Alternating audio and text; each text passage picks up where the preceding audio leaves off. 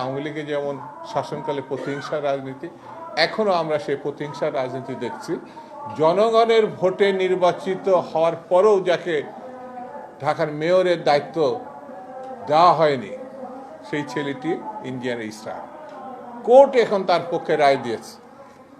এখন সম্পূর্ণ প্রতিহিংসা বশত, দেখবেন এই ব্যাকগ্রাউন্ড বোধহয় ছাত্রলীগ, ব্যাকগ্রাউন্ড ছাত্রলীগ লুটপাটে চূড়ান্ত করার লক্ষ্যে ইশরাককে ওখানে বসতে দেওয়া হচ্ছে। কোর্টের আইন যদি না মানা হয় তাহলে তাকে বন্য এবং ফ্যাসিস্ট বলা হয়। সরকার কি সেই লাইনে যাচ্ছে কিনা এখন চিন্তার বিষয়। আমি বেশি কথা বলবো না, আরেকটা আবালই বলবো, এতই ছোট যে এগুলো আবালের মতো কথা বলছে যে আওয়ামী লীগের কাছ থেকে টাকা নিয়ে বিএনপি রাজনীতি করে।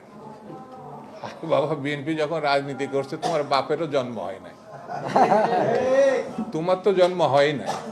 বিএনপির কি দেখছো? বিএনপি যখন রাজনীতি শুরু করছে, বাংলাদেশের কৃষকের, শ্রমিকের, মেহনতি মানুষের উন্নয়নের নেতৃত্ব দিয়েছে শহীদ জিয়া রহমান।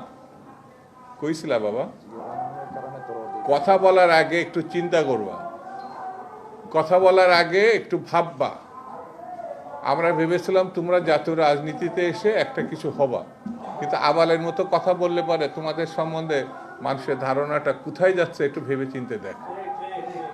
বিএনপি একমাত্র দল যেই দলের নেতৃত্বে এসে আপসীন নেত্রী যার মৃত্যু হতে পারত, 6 বছর জেলের মধ্যে সাজা খাটছে। তুমি কইছিলা বাবধন? বিএনপির বলো যে আওয়ামী লীগের টাকা দিয়ে রাজনীতি করছে। যদি বিএনপির লোকরা প্রস্রাব করে একমাত্র, তাহলে প্রস্রাবের তোরে ভেসে বঙ্গোপসাগরে গিয়ে পড়বে।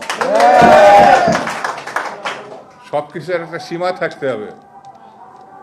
এমন কোনো কথা বলবা না যে কথার দায়িত্ব নিতে পারবা না।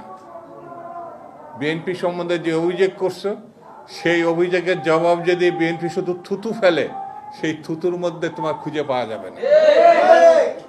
সেই জন্য আমি বলবো, হিসাব করে কথা বলা, হিসাব করে চলা, আর গণতান্ত্রিক রীতিনীতি মানা।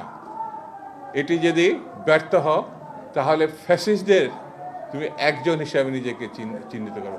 এই ধরনের প্রতিহিংসামূলক দৃষ্টিভঙ্গি নিয়ে রাজনীতি করা ঠিক হবে না।